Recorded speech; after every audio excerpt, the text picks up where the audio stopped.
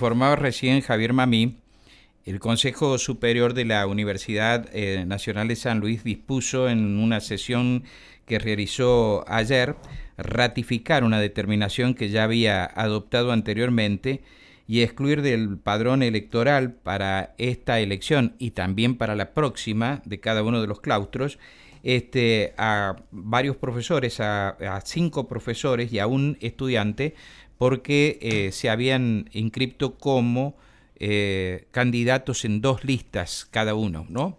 Y esto es lo que consideró el Consejo Superior ayer. Estoy ahora con Raúl Gil, que es el secretario general de la Universidad Nacional de San Luis, para hablar de este tema. Raúl Gil, buen día. Hola, ¿Qué buen día. tal? Hay críticas a la resolución adoptada por el Consejo Superior. Ya las hubo cuando se tomó por, digamos, inicialmente la decisión de excluir del padrón electoral a estos profesores y a este estudiante que se postularon para 2 cargos. ¿Qué se dice ante esto? Bueno, buen día, muchas gracias por el espacio. Eh, bueno, digamos, las sanciones están previstas en una reglamentación que el Consejo Superior dictó en noviembre del 2018. Vale la pena, digamos, refrescar de dónde viene esto. No es que se decidió en base a una circunstancia particular, sino que simplemente se consideró que el hecho de haberse presentado a la misma candidatura por 2 listas diferentes por personas que participan en la elección configuraba una falta electoral, tal cual está tipificado en la ordenanza 52 del 18, que se dictó el año pasado, como te decía. Y bueno, esa ordenanza es muy clara, digamos, no permite subjetividades en cuanto al tipo de sanciones a aplicar. Ya está explícita en la ordenanza cuáles son las sanciones y cuál es el procedimiento. Es una especie de proceso abreviado porque estamos dentro del calendario electoral. Hay una instancia donde se detecta la falta, hay un descargo, hay un dictamen de asesoría jurídica y luego el Consejo Superior resuelve si realmente se configuró o no la falta, con lo cual, si decide que sí, sigue aplicándose lo que dice la reglamentación y bueno, el hecho práctico es evitar que participen las 2 listas, sacándolo del padrón. Por supuesto no pueden votar tampoco en elección. Haciendo, como te decía, un poco de historia, esto no es que nació de una iluminación de alguien, sino que de la elección general anterior de la universidad, un caso que también tuvo mucha resonancia, donde una persona había participado en 2 listas, perdón, para la misma candidatura, y el Consejo Superior se vio en la encrucijada de que si sacaba a esa persona de participar de las 2 listas, porque en cuál de las 2 la dejas, se la retiraba de las 2 listas, las 2 listas no alcanzaban a tener las personas necesarias para participar, entonces se evitaba que participara un gran número de personas por una maniobra de una única persona. En base a eso, en la Secretaría General, yo todavía no era secretario, anterior, elevó a la Asamblea un proyecto para modificar el artículo 109 del Estatuto y rever el tema de las sanciones para el caso de faltas y fraudes electorales. Precisamente decía para fraudes, pero el Código Nacional Electoral habla de faltas y fraudes. Bueno, la Asamblea consideró que debían ser sancionados y que correspondía al Consejo Superior reglamentarlo. Es por eso que yo confeccioné, junto con ex integrantes de la Junta Electoral, más el asesor jurídico, y considerando experiencias de las elecciones dentro de la universidad, que son muy particulares, y lo que está tipificado en el Código Nacional Electoral, para redactar este proyecto de reglamentación, el cual fue luego elevado a la Comisión de Interpretación en Reglamento, y en varias reuniones se modificó bastante, se revisaron artículo por artículo, y luego se llevó al Consejo Superior, donde también se hizo el mismo trabajo. Están las filmaciones en YouTube para quien quiera poder chequear cómo fue el proceso de confección de esta norma.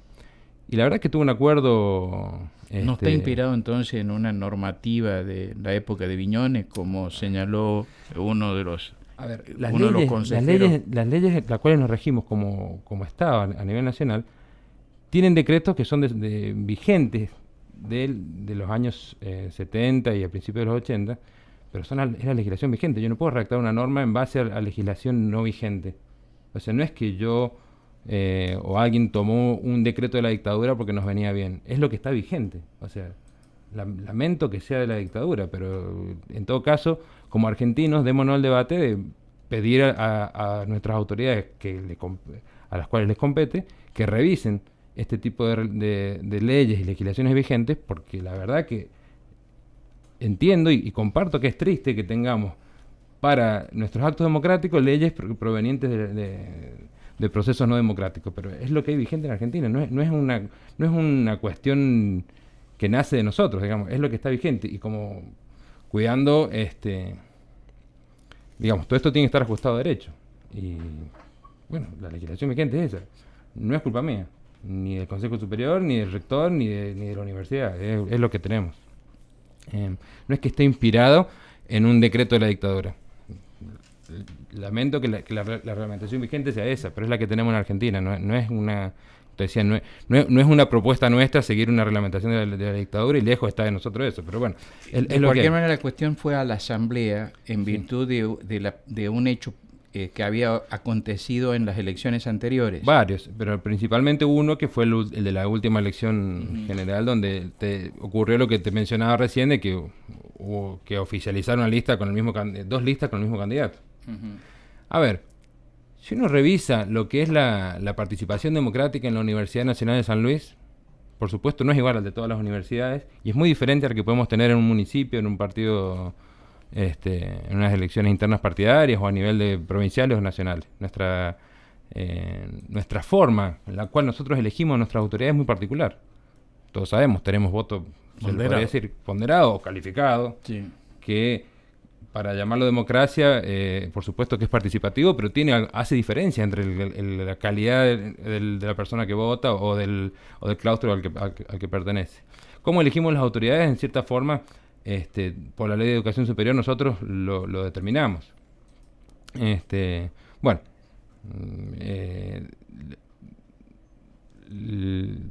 lo que observamos en las elecciones pasadas es que, dado el tamaño de los padrones y la forma en que se confeccionan las listas, hay una serie de maniobras que afectan seriamente, o pueden afectar seriamente la participación. Bueno, en base a eso es que se redacta esta reglamentación, digamos. Claro, porque lo que me explicabas es que en la práctica puede acontecer que haya personas que pertenezcan a un sector que se inscriben en las dos listas, después renuncian a uno y hacen caer esa lista ante las elecciones. Es algo que puede ocurrir y son maniobras. Podríamos buscar qué hay al respecto de la discusión de las listas de espejos, que es este caso particular, donde tal vez en padrones grandes el efecto práctico pueda no ser tan severo, pero en el caso de un padrón acotado, como es el de un departamento de alguna facultad, o incluso en el padrón de una facultad, el hecho de contar con listas de espejos, es decir, personas que figuran para la misma candidatura en dos listas diferentes, pueden hacer que una de esas listas caiga. Al renunciar, luego de la presentación de lista, el resto de las personas no está en conocimiento de que esa lista no va a cumplir con la cantidad de personas suficientes. Es cierto, se les da un plazo para reemplazarlo, pero no siempre es posible. Entonces, ese tipo de maniobras, dependiendo de la cantidad de personas que renuncien a último momento, en realidad no a último momento, sino después del plazo, podemos lograr, a través de esa maniobra, que una lista no se presente, o que un grupo de personas no participe como candidatos. La reglamentación intenta persuadir que eso no ocurra. Ocurrió. Son listas de consejo departamental, se pudo subsanar, pero podría no haberse subsanado y evitamos la participación de algunas personas. Y es por eso que la reglamentación prevé una sanción que podemos discutir en otro contexto, no en medio del calendario electoral, si son demasiado duras o no. Son sanciones electorales, no son no son ni para ir a la justicia penal, ni son académicas, son sanciones electorales que la universidad previó para este tipo de situaciones, y lo que corresponde ahora es aplicarla. Ahora, está bien que el Consejo Superior no lo tomó en cuenta, pero ¿cómo se explica que para la asesoría jurídica se había tornado en una cuestión abstracta por el hecho de que se había renunciado a una lista? El tema es, a ver, ahí deberíamos preguntarle a quienes votaron. Yo soy el secretario general, sí. Yo como autor del proyecto siento la responsabilidad de las explicaciones de cómo ha sido la génesis de todo esto. Después, lo que votó el Consejo Superior habría que interpelar tal vez a los propios consejeros. De todas formas, lo que yo observo que la diferencia en el criterio estaba no en la sanción a aplicar, no en la cuestión de reglamento en sí, sino en cuál era el momento en el cual se configuraba la falta. Cuando se hizo la discusión en el Consejo Superior, incluso yo di mi punto de vista en su momento, y justamente lo que intentó evitar esta reglamentación es que no se presenten dos personas en dos listas. Eso es caso, concretamente. Es lo que ocurrió. Para eso estaba hecho ese artículo. Era para eso. Muchos consejeros evidentemente entendieron eso, y es porque consideraron que... Porque el asesor decía que... no recuerdo exactamente las palabras, pero básicamente que como no habíamos estado en instancia de oficialización de lista o algo así como en realidad como que al momento de analizarlo ya habían renunciado a una lista, devenía abstracto la participación, fríamente, la participación en dos listas porque evidentemente había renunciado a una. Ahora, la maniobra de configurar una lista espejo y perjudicar a un grupo de personas ya había sido hecha.